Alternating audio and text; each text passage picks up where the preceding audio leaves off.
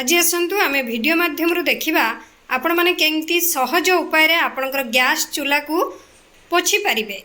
ताले चलतु वीडियो आरंभ करबा। गुड आफ्टरनून आपण समस्त को मो तरफ नमस्कार। आशा करछि आपण माने समस्ते भलरे थिबे, मो भी भलरे अछि। चलतु वीडियो आरंभ करबा। किंतु जदि आपण मान भितर केही जदि आज मो चैनल ले नुआ थांती ताले प्लीज प्रथम चैनल को सब्सक्राइब कर दियंतु, पाखरे थिबा बेल आइकन को क्लिक करंतु, जहा फल मो नुआ नुआ वीडियो रो नोटिफिकेशन आपण मान पाखरे खूब शीघ्र पहुंची जिवो आ आपण माने मते टिके सपोर्ट करि परिबे आगु को जीवा पई। सेथि पई आमे प्रथमे तार स्टैंड गुडी को बाहर कर दबा।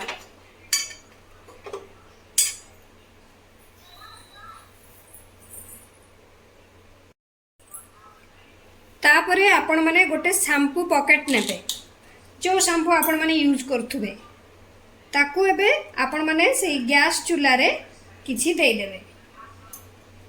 गैस चूल्हा रे आपण माने जदि शैम्पू देकी पोछंती बा परिष्कार करंती बा सफा करंती ताले आपणकर गैस चूल्हा ग्लेज करिवो। एबे आमे किछि समय एकु टिके छाडी दबा।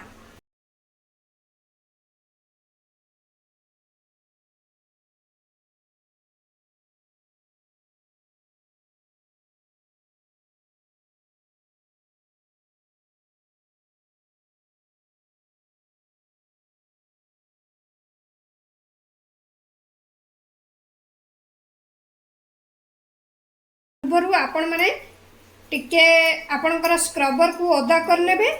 तापरे सेही शैम्पू टी को चारिआडे जोटा कि गैस चूल्हा रे आपण माने टिके स्प्रेड कर देबे। शैम्पू को स्प्रेड कर सारला परे हमें एबे किछि समय एकु टिके छाडी दबा।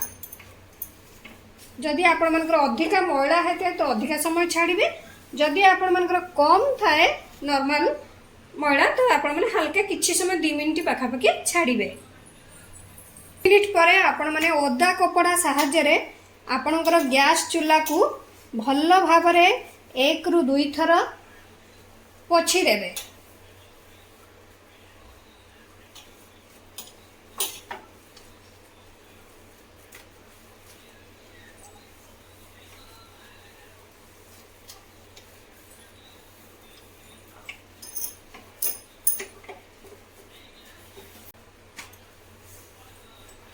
कपड़ा को 2 रु 3 थर भल भाव रे धोई आपण माने पोछि देबे।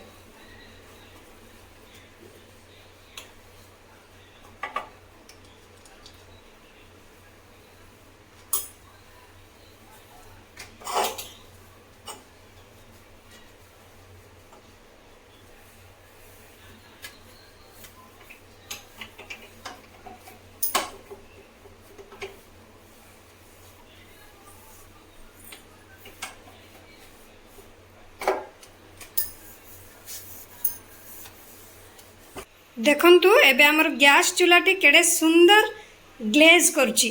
आपण माने जदि एमती शैम्पू देकी आपणकर गैस चूल्हा को पोछंती ताले आपणकर गैस चूल्हा पूरा पूरी नुआ भली सबु बेले से ग्लेज करथुबो। आशा करुची आपण मानकु वीडियोटी भल लागिथिबो। जदि भल लागिते निहाती लाइक कमेंट शेयर सब्सक्राइब करि देबे। ताले रहुची पुणे देखाबो नेक्स्ट वीडियो रे, किंतु आपण माने please like comment share subscribe करिया पे भूलिबेनी। मते ताले विदाय दियंतु। नमस्कार।